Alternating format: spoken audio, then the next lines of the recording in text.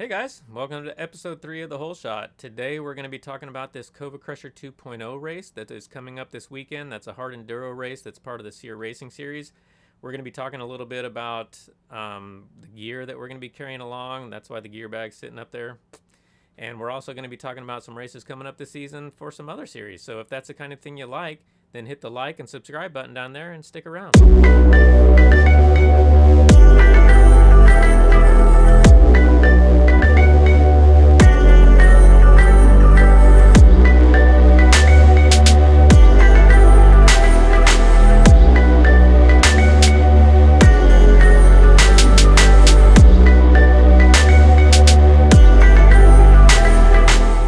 So we got the COVID Crusher coming up here in about 3 days. It is this weekend, February 13th. We're going to talk about that a little bit first, and then we're going to talk about some other races coming up. So this is part of the SEER Racing Series, SEER-racing.com. This is the first race, so it's amazing. It's finally race season. It doesn't feel like it outside because it's like 10 degrees today, but races are finally starting to happen. And hopefully we don't get a whole lot of races delayed or postponed again this year like we did last year, but it's finally happening. So the COVID Crusher, the format of this race, they call it an extreme enduro ride, extreme hare scramble. 3-hour race. They have 4 different classes. So they've got gold, silver, bronze, and iron. The gold and silver guys, they are taking a harder course than the bronze and iron guys. So there's basically 2 different courses laid out. Bronze and silver, bronze and iron. Bronze are for guys that are like us and just kind of getting into hard enduro. We've done a few races, but not that great. And then iron are for guys, I guess, they're just wanting to get started. They haven't ridden any hard enduros. Bikes maybe not set up for hard enduros, just kind of, I guess, to get them a taste of what these are like. Is that your understanding? Yeah, pretty much. Yeah. So, and then unlike cross-country races, they have checkpoints apparently throughout the course. So I heard for COVID Crusher 2.0, they are going to have 2 checkpoints, one at a quarter way through the first lap, and then one at halfway, and then of course the start-finish line. So it sounds like we get 2 checkpoints this time. I don't remember how many we had at Saddleback. It was more than 2. Yeah, I think it was 3. Yeah, it was like 4. 4 checkpoints, including the start. 3 in the finish line. Yeah. Which is good because I have yet to finish a lap, so it's nice to know that I got somewhere at least. We talked in the last episode a little bit about what you need to do to your bike to get ready for race events like this. And so I guess now that we're almost there, we've been talking a lot back and forth, getting ready for this, getting our bikes ready.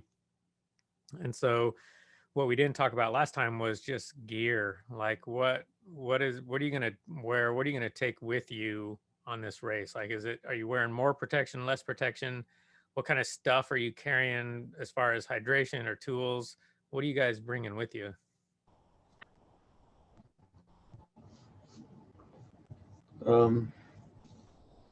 I've got a new 3-liter hydration pack, which is the bladder itself is 2 liters, I think, and then it's got a tool pouch. I have a couple little things in there, zip ties, maybe a shifter. As far as protection on myself, I don't want to get. You're gonna get hot anyways, no matter the temperature. So I don't wear a chest protector. I mean, maybe you should. I don't know. I might wear one this time just because of the weather's. But like, so when it's 100 degrees, 100 degrees is a different story. I quit. I used to have one of those bigger ones with the plastic shoulder guards and all that, and I stopped wearing that one. And the one I wore all last season, I think it was Alpine Stars, if I remember right. But it's just a small, I don't know what they call them, but just a small plastic plate in front with some padding, and then just padding that goes over the back and nothing on your shoulders or anything. So I'll probably wear that again, just in case I land on my chest or something.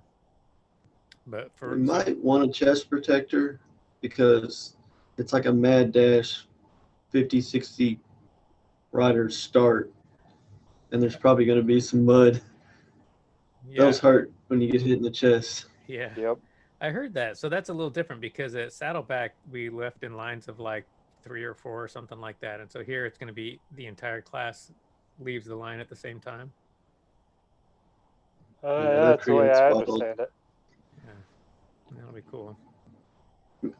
That's what they did in the past. I don't know if they're changing it or they're trying to keep away from a big bottleneck like last year. Yeah, and I may throw some That's video from what up I've in here. heard. But yeah, last year's looked pretty bad right off the line. There were these like steps built, in a creek. It was like steps up these rocks, and it just looked like jammed up right off the start. So yeah, that'll be interesting to see if they did something different there. So for me, gear wise, other than the chest protector, I normally wear knee guards, not like knee protectors, but just pads, knee pads, and then elbow pads. That's really it, I think. As far as tools, I'm the same. I got a 2-liter hydro bag. The bag's a little bit bigger than that, so I got a few tools in there, but it's like a wrench, a spark plug, screwdriver, a couple sockets. I think that's about it. I didn't have a ton of room. How about you, Dusty? What are you carrying with you? 3-liter hydro bag with a 3-liter bag in it. A couple energy gels will go in my bag. Some Cliff Blocks or some Goo energy gels. Maybe a spare spark plug, but I've never found one in 4 years, so I really don't care if I carry one or not. Spare shifter will go in there. My clutch and brake levers are ARC, so I won't carry spare levers. If they break in a specific place on purpose. Other than that, 8mm bit driver, a couple of zip ties, and like a flathead screwdriver. And that's it. I really won't carry much.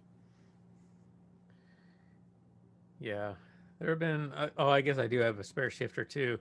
I've been a shifter a couple times, just even in cross country races, and so I think that's for me really the only thing I've ever damaged and had to replace while I was out. So an 8mm wrench in the shifter has been good, but did come across a couple people at TKO that were out of the race for whatever one reason or another. One guy threw his chain, the other guy.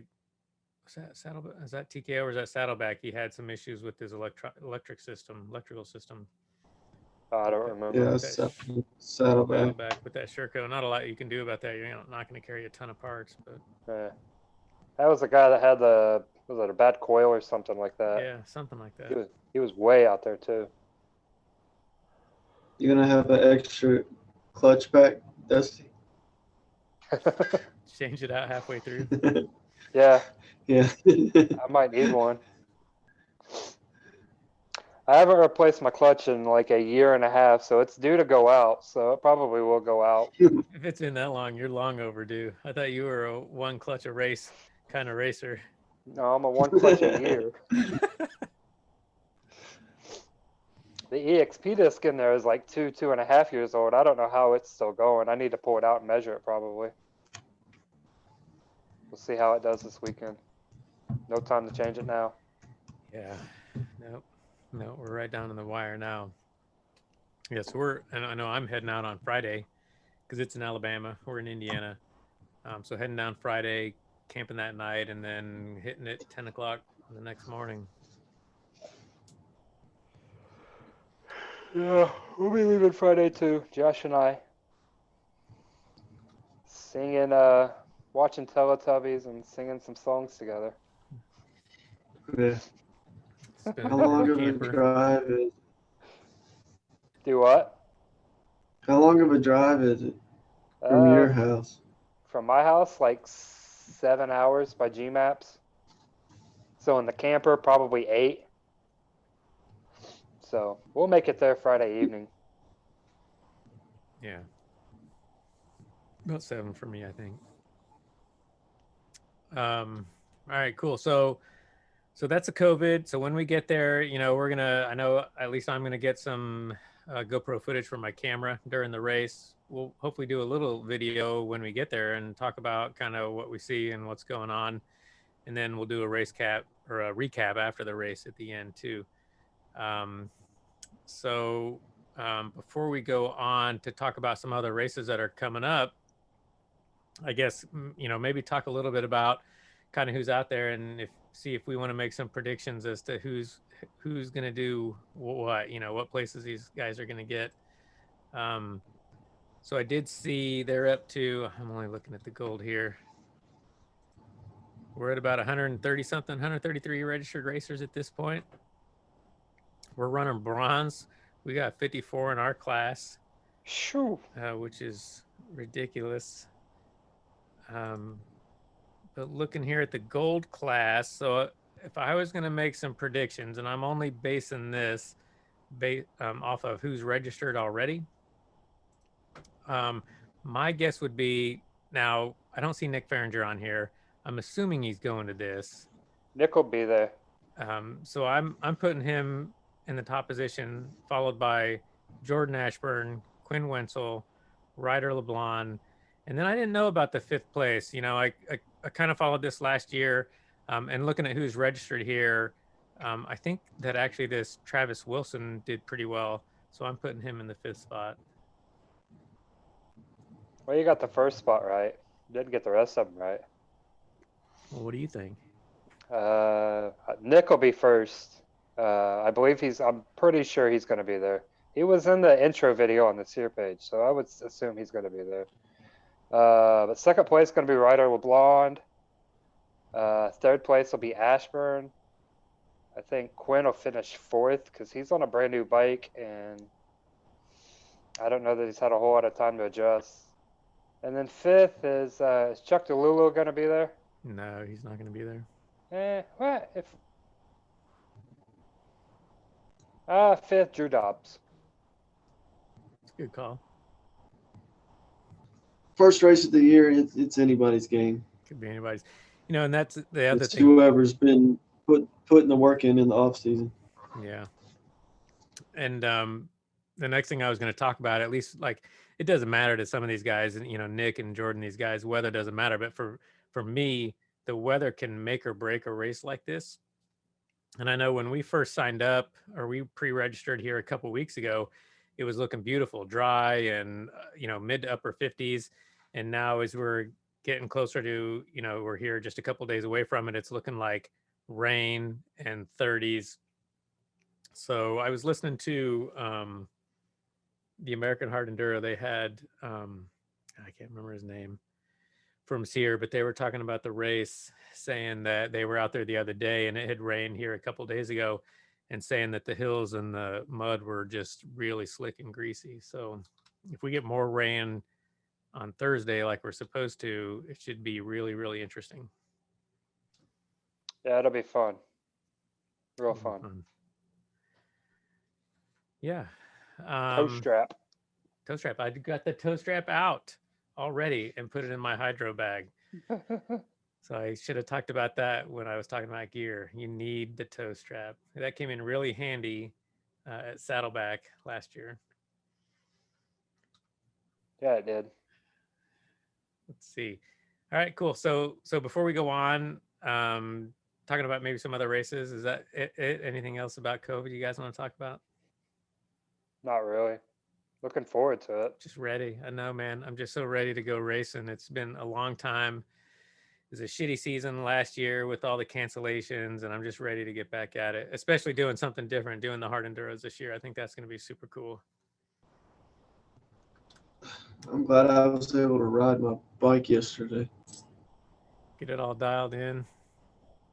Man, not really. I'm scared to mess with the carburetor, but I think I'll adjust it. We'll figure it out. Yeah, it's going to be interesting. My bike is brand new, and I rode it one time, and now I'm taking it out to trash it at COVID Crusher. So, you know, I'm sure it's not adjusted right. I mean, yeah, it's gonna be fun. So the whole SEER thing's gonna be cool. We're gonna try to go to most of those races. I think Dusty's gonna try to go to all of them. But this is a really cool series. I mean, not only is it kind of different just because it's these extreme hair scrambles or hard enduros or whatever you want to call them, but they've got some different formats that are just really interesting. Like they're going to have a night race this year. There's going to be a GPS race, and that's just, I mean, mixing it up is pretty neat. And I think those are going to be really, really fun events. So if you haven't done any of these, and we haven't done very many of these, I mean, I think this is a good time to get out and get into it and try it out. So we talked about COVID Crusher already. So some other stuff that's coming up in hard enduro, not this month, but here within the next couple months. If you guys haven't heard about it yet, AMA is doing this Extreme Championship West versus East thing. So that starts around April. The first event there is the Rev Limiter Extreme. I don't think that was part of AMA last year, right?